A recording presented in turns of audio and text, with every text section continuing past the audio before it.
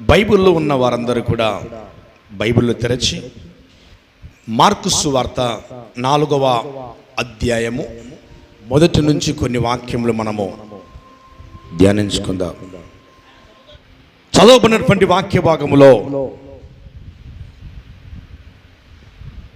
మన ప్రభువు అయిన యేసుక్రీస్తు వారు ఈ లోకంలో 3.5 సంవత్సరములో ఆయన సేవా జీవితమును, పరిశుద్ధ జీవితమును ఆయన ప్రారంభించాడు.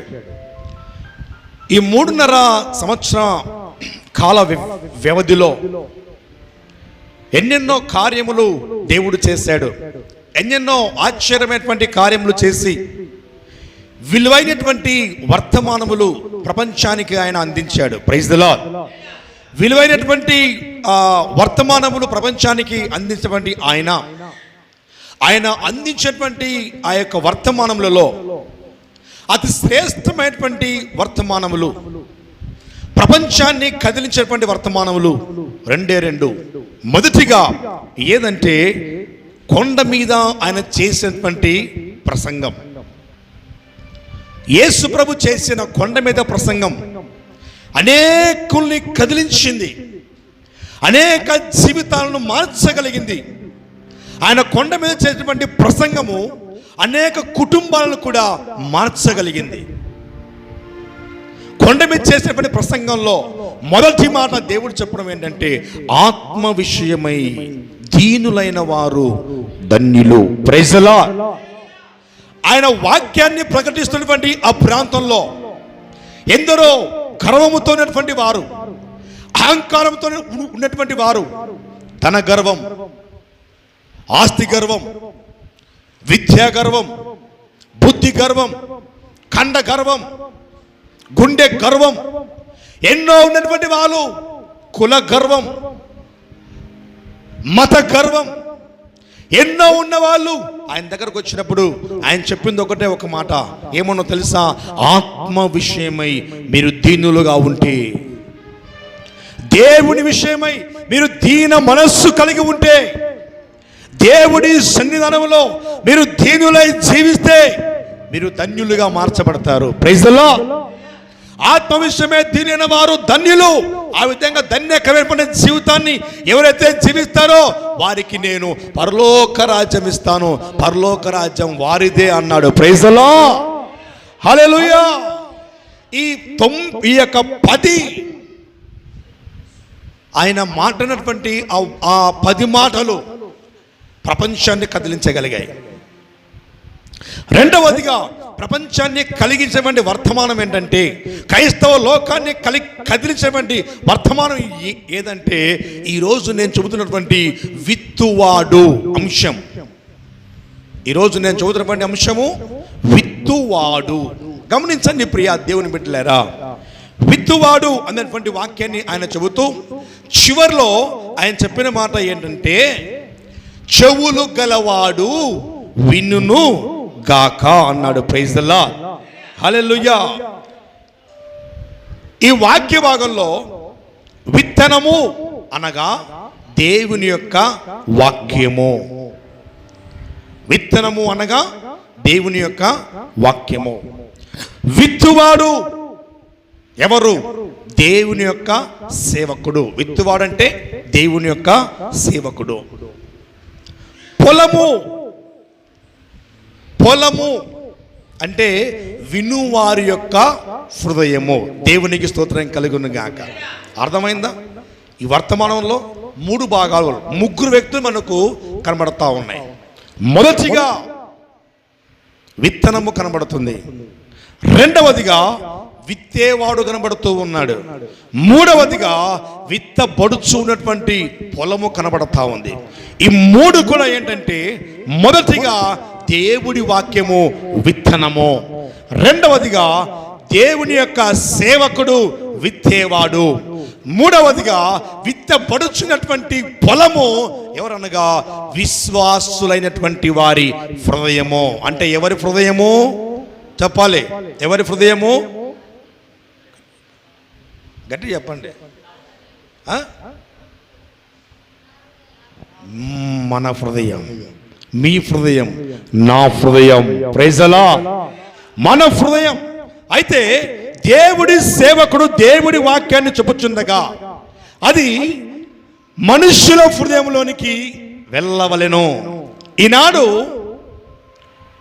బైబిల్ బోధకుడా కథలకు కాలక్షేపాలకు మనుష్యుల చెవులు విని దురదలు పెట్టిపోయినాయంట. అంతేకాదు, ఏదో కాలక్షేపం కోసం వచ్చి కొన్ని మాటలు విని వెళ్ళిపోదామని చెప్పేసి వారి హృదయాలలోకి వెళ్ళే వాక్యంగా ఉండడం లేదండి. ఈరోజు చాలా కూడా ఏదో చరిత్రలు చెప్పుకుంటూ, ఏదో కథలు చెప్పుకుంటూ ఇదే దేవుడి వాక్యం అంటూ వెళ్ళిపోతున్నారు. కానీ దేవుని వాక్యము ఒక మనిషి హృదయంలోకి వెళ్ళకుండా ఉంటుందంటే ఎంత విచారకరమో ఒక్కసారి ఆలోచించని ప్రియదేవుని బిడ్డలారా. దేవుడి వాక్యం అనేది ఎలా ఉండాలి? ఒక మనిషి హృదయం దేవుని వాక్యం కోసము ఎలాగా ఆ మనిషి తొట్టిల్లుతున్నాడంటే ఒకసారి చూద్దాం. ఇర్మియా గ్రంథము 6వ అధ్యాయము 10వ వాక్యం ధ్యానించండి. ఇర్మియా గ్రంథము 6వ అధ్యాయము 10వ వాక్యం. విందురని నేను ఎవరితో మాట్లాడేదను, ఎవరికి సాక్ష్యం ఇచ్చేదను, వారు వినుటకు తమ మనస్సు సిద్ధపరచుకొనరు గనుక వినలేకపోయిరి. చాలండి. విందురని నేనెవరితో మాట్లాడేదను. దేవుడికి విసిగిపోయింది. దేవుడు విసిగిపోయాడు. ఈ ప్రజలు ఇంకా నా మాటలు వినరు అని చెప్పి ఆయన విసిగిపోయి విందురని నేనెవరితో మాట్లాడేదను, ఎవరికి సాక్ష్యం ఇచ్చేదను, వారు వినుటకు తమ మనస్సును సిద్ధపరచుకొనరు. ఈరోజు నువ్వు దేవుడి వాక్యాన్ని వినుటకు నీ మనస్సును సిద్ధపరచుకొని ఉన్నావా? ఎంతమంది ఈరోజు దేవుడి వాక్యాన్ని వినుటకు నా మనస్సు సిద్ధముగా ఉంది అని చెప్పేసి సిద్ధపడి వచ్చారు? Praise the Lord. హల్లెలూయా. మరి ఈ 4 మాటలు చెప్పి నేను ముగిస్తాను. విత్తువాడు విత్తనాన్ని విత్తుటకు ఆయన బయలుదేరుతూ ఉన్నప్పుడు పొలంలోనికి విత్తనాలు తీసుకొని బయలుదేరాడంట. బయలుదేరినప్పుడు ఒక విత్తనమేమో ఎక్కడ పడిందంట? త్రోవ ప్రక్కన పడిందంట ఒక విత్తనం. మరొక విత్తనమేమో రాత్రి నెలన పడిందంట ఒక విత్తనం.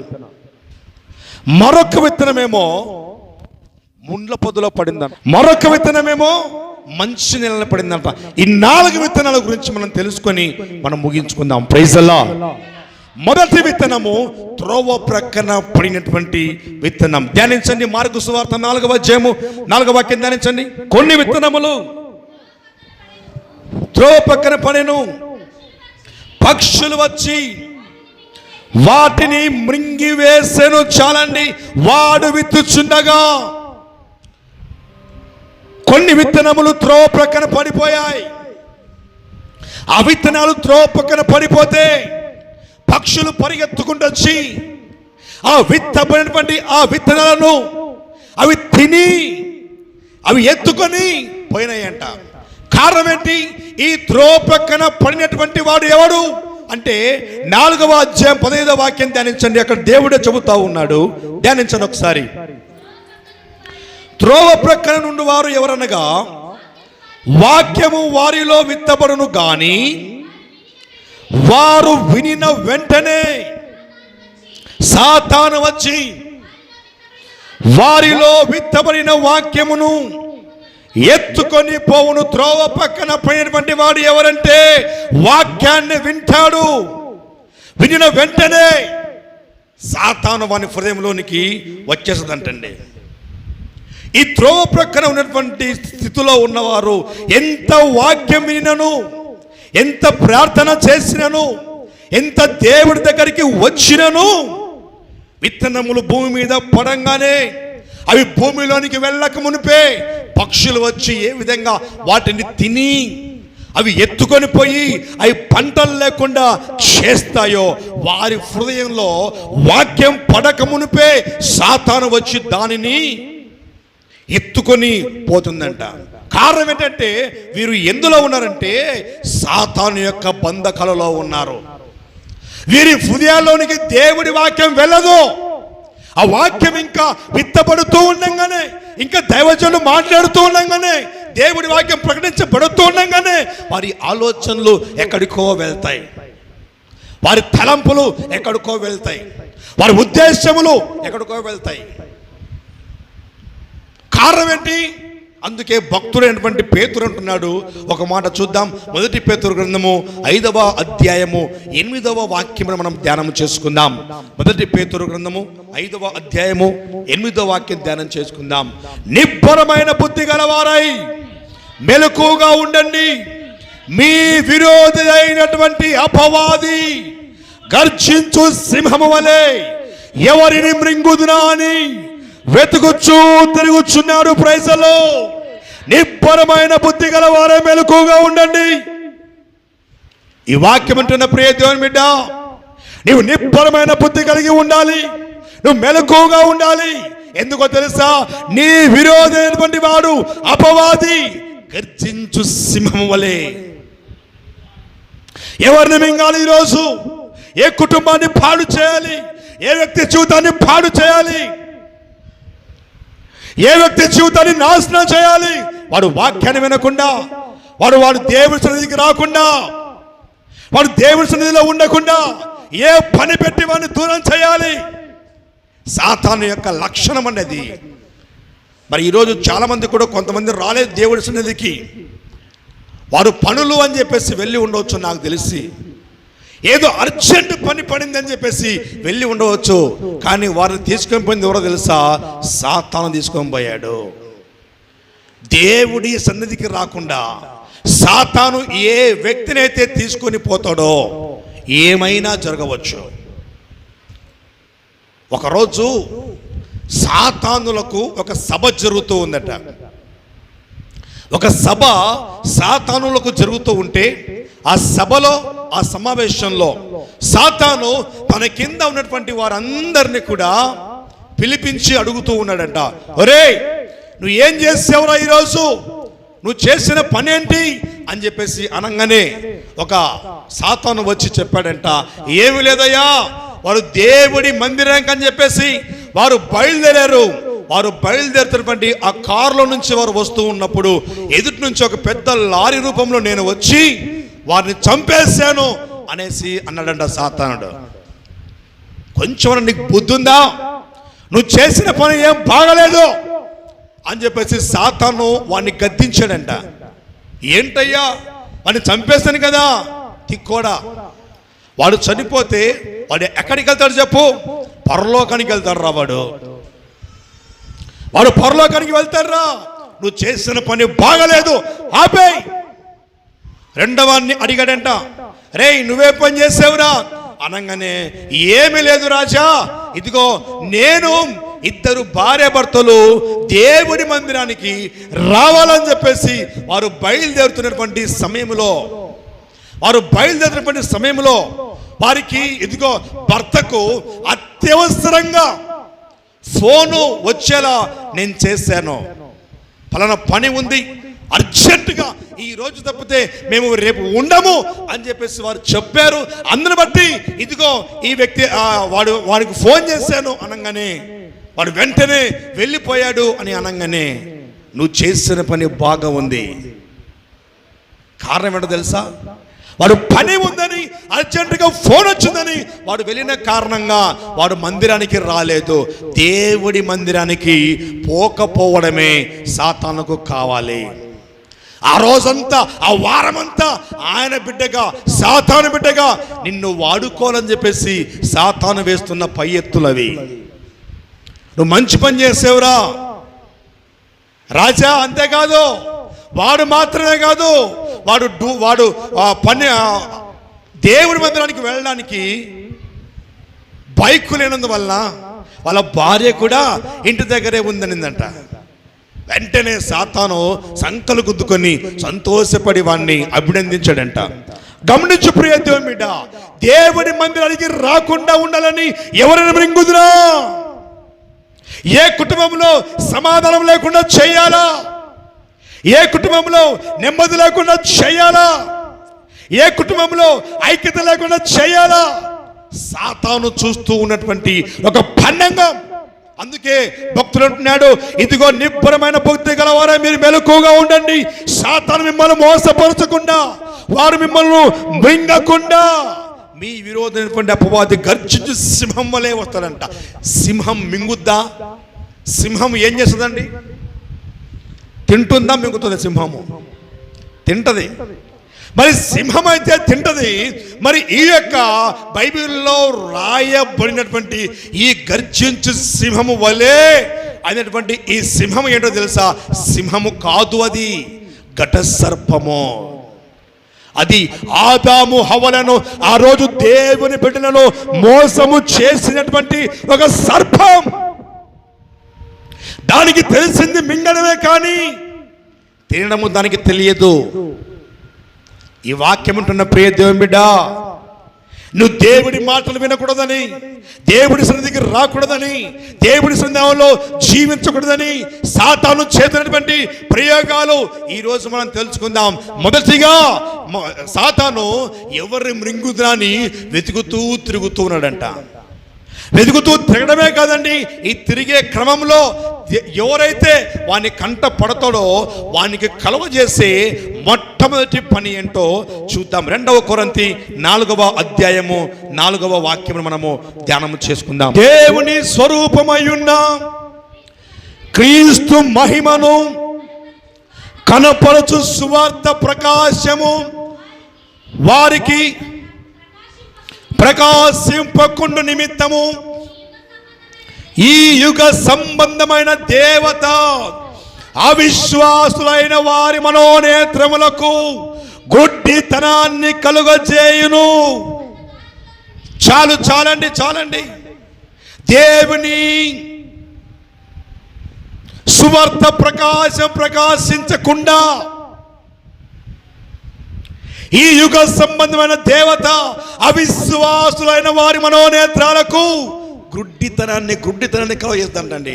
దేవుడి సువార్త ప్రకాశింపకూడదు, దేవుడి మాటలు వినకూడదు, దేవుడి వాక్యం వినకూడదు, దేవుడి దగ్గరికి రాకూడదు అని అవిశ్వాసులైన వారి మనోనేత్రాలకు సాతాను గుడ్డితనాన్ని కలుగజేస్తుందంట. ఎవరికి? అవిశ్వాసులకు. అంటే అవిశ్వాసులు అంటే ఎవరు? విశ్వాసులు కాని వారిని అవిశ్వాసులు అంటారు. అవిశ్వాసులైన వారికి సాతాను గుడ్డితనాన్ని కలుగజేస్తే మరి విశ్వాసివైనటువంటి నీకు సాతాను ఏం చేస్తూ ఉన్నాడు? నిన్ను మృంగేస్తూ ఉన్నాడు. అవిశ్వాసులతో సహవాసం చేయిస్తూ ఉన్నాడు. అవిశ్వాసులు ఎక్కడికి వెళ్తే అక్కడికి నువ్వు వెళ్ళాలని, అవిశ్వాసుల పోలి నువ్వు నడవాలని, అవిశ్వాసులతో నువ్వు సహవాసం చేయాలని సాతాను నిన్ను ప్రేరేపిస్తూ ఉన్నాడు. గుడ్డితనాన్ని కలుగజేస్తూ ఉంది, దేవుడి వాక్యం వినకూడదని. మరి పాపం నుంచి నీకు ఒకవేళ దోషం ఉంటే నీ దోషములను క్షమించువాడు ఎవరు? నీ దోషం నుంచి విడిపించేవారు ఎవరు? ఒకసారి 103వ కీర్తన 3వ వాక్యం, ఆయన నీ దోషములను అన్నింటినీ క్షమించువాడు, నీ సంకటములు అన్నింటినీ కుదుర్చువాడు. Praise the lord. నీ దోషములను క్షమించువాడు దేవుడైన యెహోవా. నీ పాపముల కొరకు, నీ శాపముల కొరకు రక్తాన్ని చిందించి ప్రాణాన్ని పెట్టి నీ కొరకు కలువరి శిలువలో పడినటువంటి వాడు యేసుక్రీస్తు.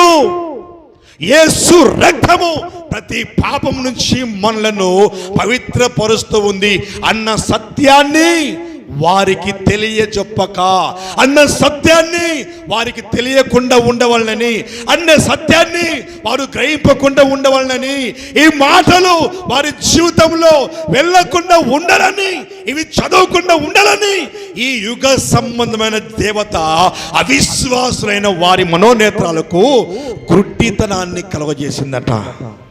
త్రోవ ప్రక్కన పడిపోయారండి వీళ్ళు, త్రోవ ప్రక్కన పడిపోయారు. నిజమైన త్రోవ ఏంటి? మార్గం ఏంటి? యేసు అంటున్నాడు, నేనే మార్గము, నేనే సత్యము, నేనే జీవము, నా ద్వారా తప్ప ఎవరును తండ్రి యొద్దకు వెళ్ళడు, రాడు అని దేవుడు అంటుంటే, మరి ఈ జీవవాక్యాన్ని తెలుసుకోకుండా వీరిని ఎక్కడ సాతాను పడివేశాడో తెలుసా? త్రోవ పక్కన పడిపోయారు వీళ్ళు. ఈ త్రోవ ప్రక్కన పడినటువంటి వీరు దేవుని యొద్దకు రావాలని చెప్పేసి ఆయన ఆశపడుతూ ఉన్నాడు. మొదటి కొరింథీ 2వ అధ్యాయము 14వ వాక్యం మనం ధ్యానించినట్లయితే అక్కడ ఒక మాట రాయబడి ఉంది. మొదటి కొరింథీ 2వ అధ్యాయము 14వ వాక్యం, ప్రకృతి సంబంధమైన మనుష్యుడు దేవుని ఆత్మ విషయములను అంగీకరింపడు, అవి అతనికి వెర్రితనముగా ఉన్నవి, అవి ఆత్మానుభవము చేతనే వివేచింపబడును గనుక అతడు వాటిని గ్రహింపజాలడు. నిజమేనండి, ప్రకృతి సంబంధి అయిన మనుషునికి పసిరీకలు వచ్చిన వాడికి ప్రపంచమంతా కూడా పచ్చగా కనబడుతుందంట. అవునా? దేవుడంటే గిట్టని వానికి, దేవుడంటే పడని వానికి, దేవుడంటే విశ్వాసం లేని వాడికి, యేసుక్రీస్తు అంటే నమ్మకం లేని వాడికి, యేసుక్రీస్తును చులకనగా చూసేవాడికి దేవుడి వాక్యం అర్థము కాదు. ఆత్మ సంబంధమైన సంగతులను వాడు అంగీకరింపడు. ఈరోజు సోషల్ మీడియాలో మనం చూసినట్లయితే ఎన్నెన్నో వ్యక్తులు దేవుడి వాక్యాన్ని వక్రీకరిస్తూ ఉన్నారు. పలు రకాలుగా దేవుడి మాటలను పలు రకాలుగా దేవుడి వాక్యాన్ని ఎత్తి చూపి చిన్న చూపు చూసి మాట్లాడుతూ ఉన్నారు. కారణం ఏంటో తెలుసా? వాడు దాన్ని తీసుకునే విధానం సరిగ్గా లేదు. వాడు దాన్ని గ్రహించట్లేదు దేవుడి వాక్యాన్ని. దేవుడి వాక్యానికి అర్థం కాలా. అర్థము కానప్పుడు ఒకవేళ ఎవరైనా అమ్మా అంటే ఆ మాట కూడా భూతు పదంగా అర్థం చేసుకునే లోకం ఈ లోకం. ప్రైజ్ ది లార్డ్, హల్లెలూయా. అమ్మా అన్న పదాన్ని కూడా భూతు పదంగా అర్థం చేసుకునే లోకంలో ఉన్నాం. అందుకే దేవుడు అంటున్నాడు, వీరు త్రోవ ప్రక్కన పడిపోయారు. ఈ వాక్యం అంటున్న ప్రియా దేవుని బిడ్డ, మీరు గ్రహించు కోరుచున్నారా? దేవుడు అంటున్నాడు, ఆత్మ విషయములు అంగీకరింపదు, అవి అతనికి వెర్రితనముగా ఉంటాయి. అయితే ఆత్మ సంబంధమైన వారికి ఆత్మానుభవం చేత వివేచింపదగును గనక అవి వాటిని గ్రహింపగలడు. నువ్వు గ్రహించే మనస్సు కోసం ప్రార్థన చేయాలి. నువ్వు త్రోవ పక్కన పడిపోయి ఉంటున్నావేమో, ఒకవేళ సాతాను మిమ్మల్ని ఎన్ని ప్రసంగాలు విన్నా, ఎన్ని ప్రార్థన కుడికలు జరిగినా, ఎన్ని వాక్యాలు విన్నా, ఎంతమంది దేవజనులు మన ఎన్ని చర్చలకు వెళ్ళినా, ఎన్ని వాక్యాలు టీవీలో పెట్టుకొని చూసినా మనుషులు మాత్రం మారవు. కారణం ఏంటి? గుడ్డితనం కలుగజేశాడు సాతానుడు. జీవితం అనేది పక్కకి వెళ్ళిపోయింది, త్రోవ పక్కన పడిపోయింది. చాలా మంది అంటారు, అయ్యా ఉదయాన్నే లేవంగానే దేవుడి వాక్యం పెట్టుకొని మేము పనులకు వెళ్తాం, వ్యాపారాలకు వెళ్తాం, ఉద్యోగాలకు వెళ్తాం, చదువులకు వెళ్తాం. రాత్రి పడుకున్నప్పుడు వాక్యం, మధ్యాహ్నం వాక్యం, అన్ని కూడా టీవీలో వింటున్నావు. కానీ హృదయంలో అంగీకరిస్తున్నావా? ప్రియ దేవుని బిడ్డ, ఒక మాట చూద్దాం. యాకోబు పత్రిక 1వ అధ్యాయము 22వ వాక్యంలో దేవుడు అక్కడ మాట్లాడుతున్నాడు. యాకోబు 1:22 ధ్యానించండి ఒకసారి. మీరు వినువారు మాత్రమై ఉండి మిమ్మును మీరు మోసపుచ్చుకొనకుండా వాక్య ప్రకారము ప్రవర్తించువారై ఉండుడి. చాలండి. మీరు వినువారు మాత్రమై ఉండి మిమ్మును మోసపుచ్చుకొనకుండా. అంటే ఏంటి? వాక్యాన్ని వింటారు కానీ ఒక మోసం. వాక్యంలో దేవుడు అంటాడు, నేను పరిశుద్ధుడై ఉన్నాను కనుక నీవును పరిశుద్ధులై ఉండాలి అంటే, అప్పుడు వీడేమనుకుంటాడు? నేను పరిశుద్ధుణ్ణి. ఈరోజు టీవీ చూల్లా నేను పరిశుద్ధుణ్ణి, ఈరోజు సెల్ ఫోన్ చూల్లా నేను పరిశుద్ధుణ్ణి, ఈరోజు బూతులాల్లా నేను పరిశుద్ధుణ్ణి, ఈరోజు అబద్ధమాల్లా నేను పరిశుద్ధుణ్ణి, ఈరోజు అంతా ప్రార్థనే చేశాను నేను పరిశుద్ధుణ్ణి. మోసం చేసుకుంటున్నావు, జాగ్రత్త. మోసం చేసుకుంటున్నావు నిన్ను నువ్వు. అందుకే దేవుడు అంటాడు, నువ్వు మోసపరుచుకుంటున్నావు. అయితే వాక్య ప్రకారము ఏ రోజైతే నువ్వు ప్రవర్తిస్తావో, వాక్య ప్రకారము ఏ రోజైతే నువ్వు జీవిస్తావో ఆ రోజే నీవు కట్టబడతావు. ప్రైజలా. లేకపోతే నువ్వు కట్టబడవు. త్రోవ ప్రక్కన పడినటువంటి వారే నీ జీవితం. ఎంతకాలం త్రోవ ప్రక్కన ఉంటావు? త్రోవ ప్రక్కన ఉన్నటువంటి వారి జీవితాలు చాలా భయంకరంగా ఉంటాయండి. త్రోవ ప్రక్కన పడిన వ్యక్తి విత్తనం అప్పుడు మాత్రం వింటారు, అప్పుడు మాత్రం గ్రహిస్తారు, అప్పుడు వరకే. తరువాత వాళ్ళు వెంటనే దాన్ని మానేస్తారంట, దేవుడి వాక్యం వినకుండా. త్రోవ పక్కన పడిన జీవితం ఒకవేళ నీలో ఉందేమో, దేవుడు అంటాడు వాక్య ప్రకారం ప్రవర్తించడము నేర్చుకోవాలనేసి దేవుడు మాట్లాడుతున్నాడు. రెండవ మాట, రాత్రి నెలన విత్తబడిన వాడు. మార్కు సువార్త 4వ అధ్యాయము 5-6 వాక్యాలు ధ్యానం చేసుకుందాం. మార్కు సువార్త 4:5-6. కొన్ని చాలా మన్ను లేని రాత్రి నెలను పడెను. అక్కడ మన్ను లోతుగా ఉండనందున అవి వెంటనే మొలచెను, కానీ సూర్యుడు ఉదయించగానే అవి మాడి వేరు లేనందున ఎండిపోయెను. ప్రైజలా. వీరు ఎవరు? ఒకసారి చూద్దాం. 16-17 వాక్యాలు. అటువలే రాతి నేలను విత్తబడిన వారెవరనగా, వాక్యము విని సంతోషముగా అంగీకరించువారు, అయితే వారిలో వేరు లేనందున కొంతకాలము వారు నిలుతురు, గాని వాక్యము నిమిత్తము శ్రమలైనను హింసలైనను కలుగగానే అభ్యంతరపడుదురు. ప్రైజలా. వీరెవరంట? వాక్యాన్ని వింటారంట. రాత్రి నెలన పడినటువంటి వారు వాక్యాన్ని వింటారు. విని వెంటనే సంతోషముగా అంగీకరిస్తారంట. సంతోషంగా వాక్యాన్ని అంగీకరిస్తారు. దైవజనుడు వాక్యం చెప్పంగానే ఎక్సైటింగ్ గా ఫీల్ అయిపోతారు. వాక్యం భలే చెప్పారు పాస్టర్ గారు, చాలా బాగా చెప్పారు దైవజనులు వాక్యం. ఈ వాక్యం నిజంగా నా జీవితాన్ని మార్చింది. ఈ వాక్యం నిజంగా నా కుటుంబాన్ని కట్టింది.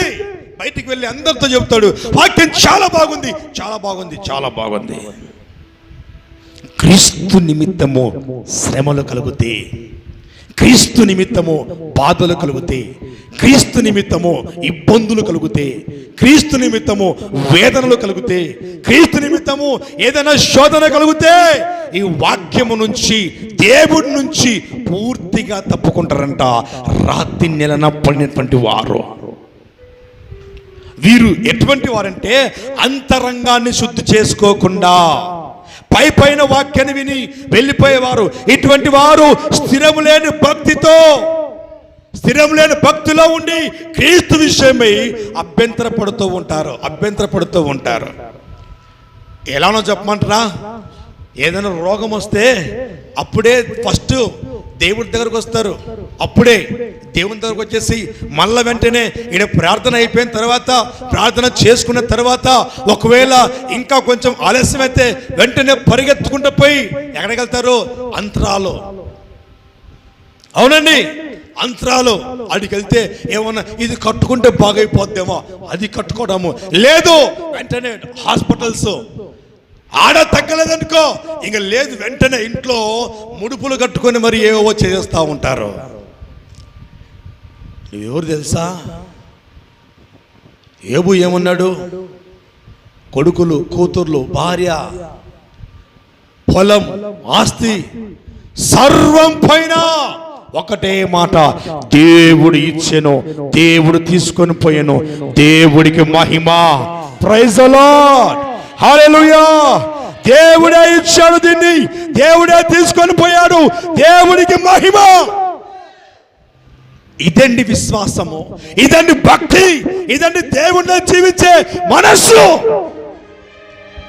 అది కానీ ఏదైనా చిన్న శోధన కలిగితే, ఏదైనా చిన్న బాధ కలిగితే, ఈ దేవుడే నాకు వద్దు, ఈ బాధలే నాకు వద్దు, ఈ హింసలు నాకు వద్దు, నాకు లోకము కావాలి, నాకు నా వారు కావాలి, నాకు నా మనుషులు కావాలి, వీరే నాకు కావాలి.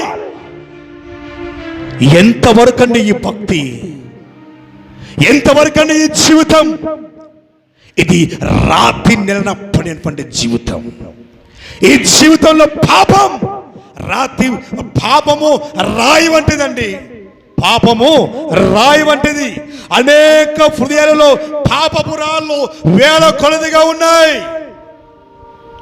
పాపపు రాళ్ళు వేల కొలదిగా ఉన్నాయి. భక్తుడు అంటున్నాడు, కీర్తనలు 38వ కీర్తన 4వ వాక్యం ధ్యానం చేస్తే, 38వ కీర్తన 4వ వాక్యం, నా దోషములు నా తల మీదుగా పొర్లి పోయినవి, నేను మోయలేని బరువులే అవి నా మీద మోపబడి ఉన్నవి. ఏంటి వెంట? మోయలేని బరువులే. నీ పాపం నీ మీద మోపబడి ఉంది. నీ పాపం పోవాలంటే నీవు వెళ్ళాల్సింది మనుషుల కాటికి కాదు. నీ దోషం పోవాలంటే నువ్వు వెళ్ళాల్సింది మనుషుల కాటికి కాదు, యేసు దగ్గర రావాలి. హల్లెలూయా. నువ్వు యేసు దగ్గరికి వస్తేనే నీ మీద మోపబడిన బరువైనటువంటి భారం, పాప భారం తొలగించబడుతుంది. దేవుడేమన్నాడు? ప్రయాసపడి భారం మోసుకొని పోచున్న సమస్త జనులారా నా యొద్దకు రండి, నేను మీకు విశ్రాంతిని కలుగజేస్తాను. పాప భారం రాతి పక్కన పడింది. అప్పటికే దేవుని నమ్ముతారు, అప్పటికే సంతోషంగా విశ్వసిస్తారు. కొంచెం కొంచెం కొంచెం శ్రమ కలిగితే వద్దు, నాకు దేవుడు వద్దు. కొంచెం చిన్న బాధ కలిగితే దేవుడు వద్దు. మీద మోపబడి ఉంది కనుక, మోయలేని రాయి వలె నీ మీద మోపబడి ఉంది కనుక దేవుడు అంటున్నాడు, నీ అతిక్రమములను దాచిపెడితే వర్ధిల్లో. అతిక్రమాలు దాచిపెట్టువాడు వర్ధిల్లను, వాటిని ఒప్పుకొని విడిచిపెట్టువాడు ప్రభువు కనికరాన్ని పొందుకుంటాడు. బిడ్డా, ఈ వాక్యం వింటున్నావే, నీవు నీ అతిక్రమములను దాచిపెడుతూ ఉన్నావా? వాటిని ఒప్పుకొని విడిచిపెడుతూ ఉన్నావా? నీవనుకోవచ్చు, ఎవ్వరు చూడట్లేదులే, నేను ఏదైనా చేస్తాను, ఎవ్వరు చూడట్లేదులే, నేను ఎక్కడికైనా వెళ్తాను, ఎవరికి నేను సమాధానం చెప్పాల్సిన అవసరం లేదులే అనుకుంటూ ఉన్నావా? ఈ ఉదయకాల సమయంలో దేవుడు మాట్లాడుతున్నాడు. నేను చూస్తూ ఉన్నాను. చూసే దేవుడు ఆయన ఉన్నాడు. నువ్వు రాత్రి పక్కన పడినటువంటి విత్తనం వలె నువ్వు ఉండకూడదు. నీ హృదయంలో లోతైన మన్ను వలె, లోతైన అనుభవంలోకి నువ్వు వెళ్ళాలి. అది పైనే పడిందంట, మన్ను లోతుగా లేదు. మన్ను లోతుగా లేదంటే విశ్వాసములో నువ్వు లోతైన అనుభవంలోనికి నువ్వు రాలేదు అని అర్థం. విశ్వాసంలో లోతైన జీవితాన్ని నువ్వు అనుభవించడం లేదని అర్థం. అందుకే దేవుడు అంటున్నాడు, హోషేయ గ్రంథము 10వ అధ్యాయము 12వ వాక్యమును మనము ధ్యానం చేసుకుందాం. హోషేయ గ్రంథము 10వ అధ్యాయము 12వ వాక్యం, నీతి ఫలించినట్లు మీరు విత్తనము వేయుడి, ప్రేమయను పంట కోయుడి, యెహోవాను వెతుకుటకు ఇదే సమయము కనుక ఆయన ప్రత్యక్షమై నీ మీద నీతి వర్షము కురిపించినట్లు ఇది వరకు ఎన్నడి దున్నను బీడు భూములను దున్నుడి. Praise the lord. వ్యవసాయదారుడు పంటను వేయటకు ముందు భూమి దున్ని సాగు చేస్తాడంట. అందులోని రాయి రప్ప ఎత్తి పారవేస్తాడు. అలాగే దేవుని వాక్యమును వినే మనము మన హృదయాలను దున్నుకోవాలి. మన హృదయాలను ఏం చేయాలి? దున్నుకోవాలి. మన హృదయములో దాచబడిన ప్రతి పాపాన్ని దేవుడి దగ్గర ఒప్పుకోవాలి. పాపం వలన రాయి వలె అయిపోయిన కఠిన హృదయములలో ఏమి ఉంది? ఒకసారి చూద్దాం. మార్కు సువార్త 7వ అధ్యాయము 21, 23 వాక్యాలు మనం ధ్యానం చేస్తే అక్కడ ఉంది. రాయి వలె ఉన్న మన హృదయాల్లో ఏముంది?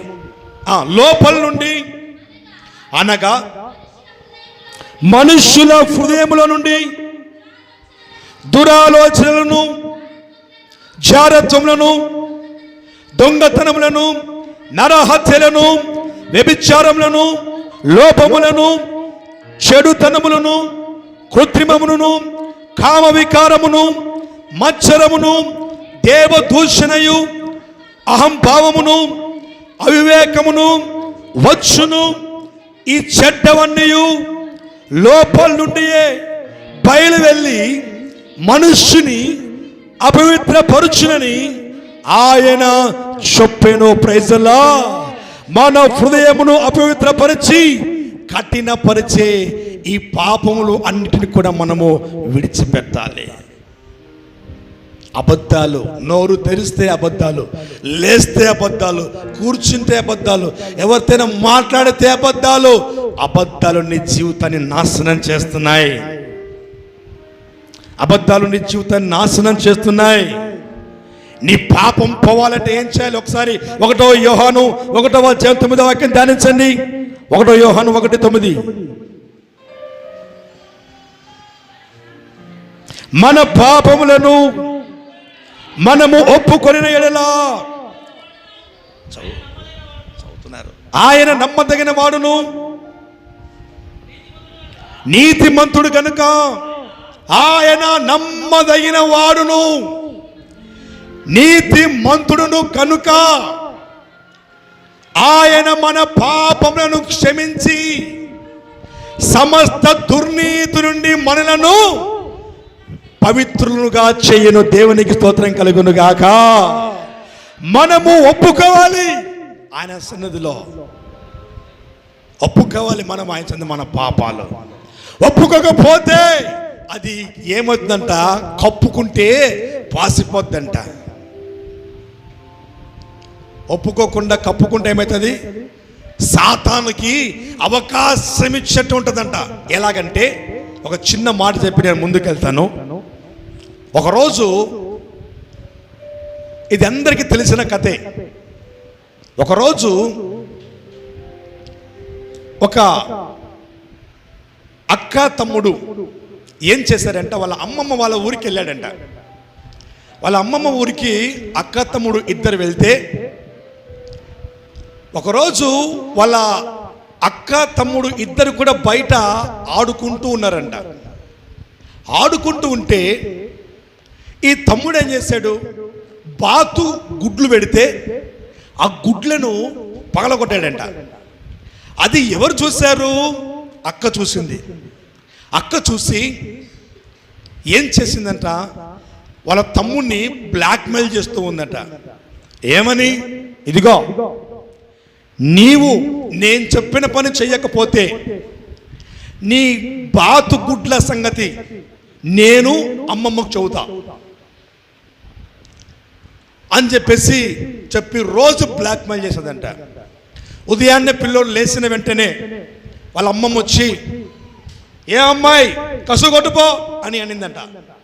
ఆడిపిల్లవు కదా, లేచి కసుగొట్టు అనగానే వెంటనే ఈ అమ్మాయి అనేదంట, అమ్మమ్మ తమ్ముడు కొడతలే అని చెప్పేసి అనేదంట.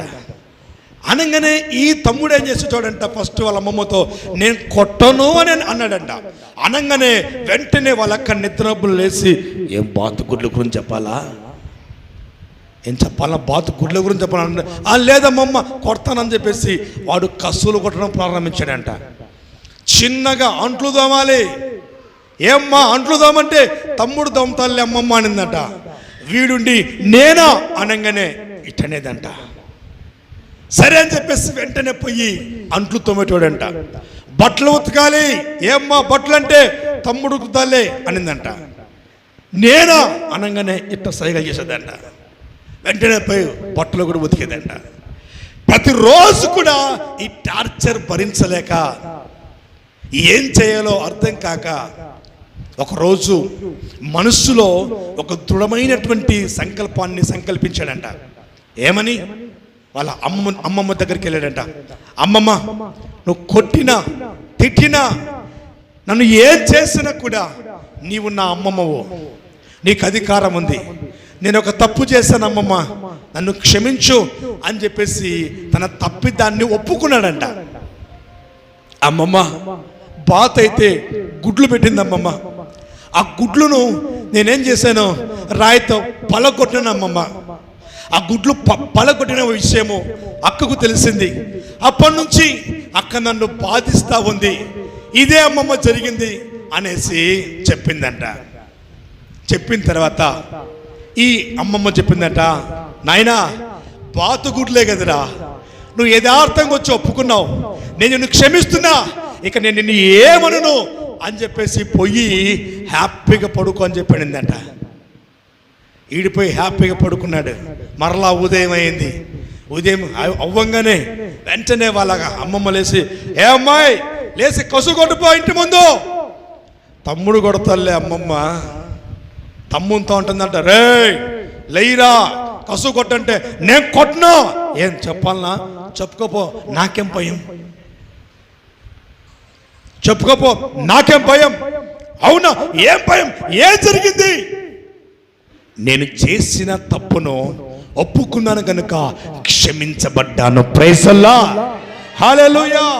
అలాగా దేవుని సన్నిధానంలో వాక్యం అంటుంది, మన పాపములను మనం ఒప్పుకుంటే ఆయన నమ్మదగిన వాడు. ప్రైజ్ అల్లాహ్.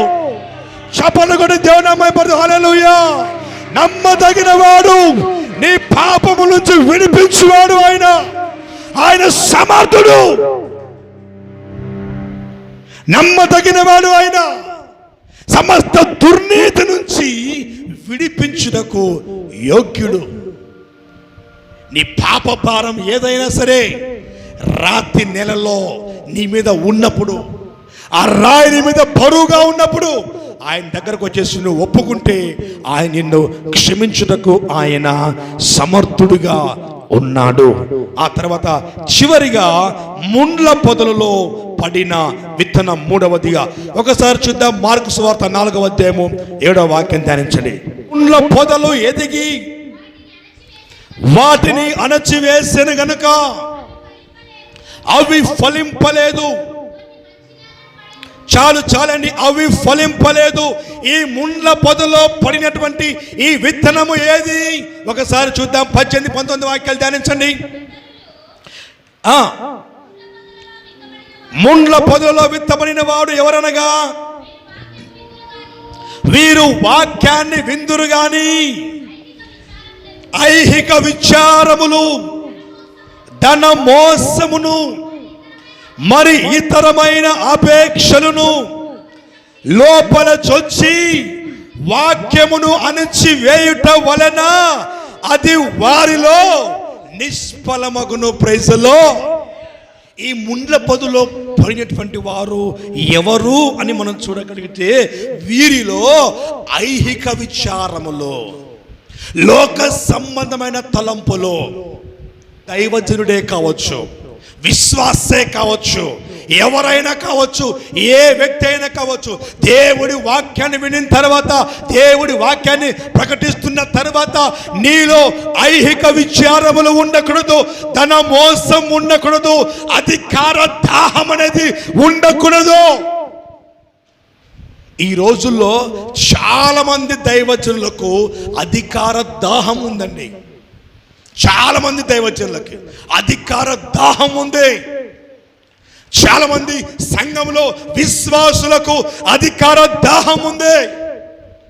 అప్పుడే అంటాడు నేను సంఘ పెద్దగా ఉండాలంటాడు, అప్పుడే ఉండాలి నేను పాస్టర్లు అందరిపైన నేను అధికారిగా ఉండాలంటాడు, అప్పుడే అంటాడు ఇదిగో నేను అందరికంటే ముందుగా ఉండాలి, అవసరమైతే ఖర్చు పెడతా అంటాడు. విశ్వాసులు కూడా అంతేనండి. అవసరమైతే నేనే ఉండాలి, నేనే సంఘ పెద్దగా ఉండాలి, నేనే సంఘంలో ముఖ్యునిగా ఉండాలి, నేనే అన్ని చేయాలి, నేనే అన్ని విషయాల్లో ఉండాలి, నాకంటే కూడా ఎవరు కూడా ముందు రాకూడదు అన్నటువంటి మనస్తత్వం కలిగినటువంటి వారు ఉన్నారండి ఈ రోజుల్లో. ఐహిక విచారాలు, లోక విచారాలు, లోక తలంపులు. సంఘములో కూడా లోకం ఉందండి, సంఘములో కూడా లోకం ఉందండి. దైవ సేవకుల్లో కూడా లోకం. ఒకరిని మించి ఒకడు, ఒకరిని మించి ఒకడు. ఒకడు ఒక్క ఎత్తేస్తే ఇంకొకడు మరొక ఎత్తేస్తాడు. దైవ సేవకులకే సమాధానం లేదు ఈ రోజుల్లో. దైవ సేవకుల్లోనే సేవకులకే సమాధానం లేదు. ఒకళ్ళ నుంచి ఒకరు అడ్డ పేర్లు పెట్టుకొని బైబిల్లో ఉన్నటువంటి పేర్లతో పిలుచుకుంటూ పలు రకాలుగా ఇదిగో క్రైస్తవ సమాజాన్ని భ్రష్టు పట్టిస్తున్నారు ఈ రోజుల్లో. దైవ సేవకులు భ్రష్టు పట్టిస్తున్నారు ఈ రోజుల్లో. ఎవరైనా ఒక సేవకుడు ఆశీర్వదించబడితే చాలు అతని పైన వీడియోలు చేయటమే. ఒక వ్యక్తి దీవించబడాలి అంటే చెప్తున్నా చూడండి, ఈరోజు ఒక వ్యక్తి దీవించబడాలంటే దేవుని కృపా కనికరం ఉంటే తప్ప ఎప్పుడు కూడా వాడు దీవించబడలేడు. Praise the lord. దేవుని కృపా కనికరం లేకపోతే ఏ మనిషి వాని దగ్గర డబ్బు ఉన్నా, ఆస్తి ఉన్నా, అంతస్తులు ఉన్నా, మిత్తెలు ఉన్నా, కార్లు ఉన్నా, బంగ్లాలు ఉన్నా, ఏమి ఉన్నా కూడా దేవుని కృపా కనికరం లేకపోతే వాడు దీవించబడలేడు. ఈరోజు చాలా మంది కూడా ధనమోసం. దేవుడు కొంచెం బ్లెస్ అయితే చాలు వెంటనే వాడు ముందుకు వస్తాడు, ప్రజల్లోకి వస్తాడు, దైవ సేవకుల్లోకి వస్తాడు. వీళ్ళు కూడా అలాగే తయారయ్యారు కొంతమంది. వాళ్ళ దగ్గర డబ్బు ఉంది కదా, వాడిని నాయకుడిగా పెట్టుకుందాం మన పైన. వాని డబ్బుని చూసి నువ్వు నాయకుడిగా పెట్టుకుంటున్నావే, వానికి కావున డబ్బును బట్టి నువ్వు నాయకుడు పెట్టుకుని వానిలో ఉన్న ఆత్మీయత అవసరం లేదా? వాడు ఆత్మీయుడా కాడా? దేవుని సంబంధ కాడా? ప్రార్థన పరుడా కాడా? వాక్యాన్ని అందించేవాడా కాడా? ఆత్మల భారం ఉన్నవాడా కాడా? ఇవన్నీ అక్కర్లేదు. వాని దగ్గర డబ్బు ఉంది, వాని దగ్గర కారు ఉంది, వాని దగ్గర బంగ్లా ఉంది, వాడే నాయకుడు కాదండి. ఇది ముండ్ల పొదలో పడినటువంటి విత్తనం. ఈ ముండ్ల పొదలో పడిన విత్తనం కనుక ఈ ముండ్ల పొదలో పడినటువంటి ఈ విత్తనానికి పరలోక రాజ్యంలో స్థానము లేదు. సంఘంలో వాక్యాన్ని వింటున్న ప్రియ దేవుని బిడ్డ, ఈరోజు నీలో కూడా ఒకవేళ నేనే అన్న స్వభావం ఉందేమో. దేవుడి వాక్యాన్ని వింటారు కానీ ఏమవుతారంట, అప్పుడే ఐహిక విచారాలు, నేను గొప్పని కావాలి. ఈ మనస్సు ఉంటే ఇది ఆశీర్వాదం కాదు.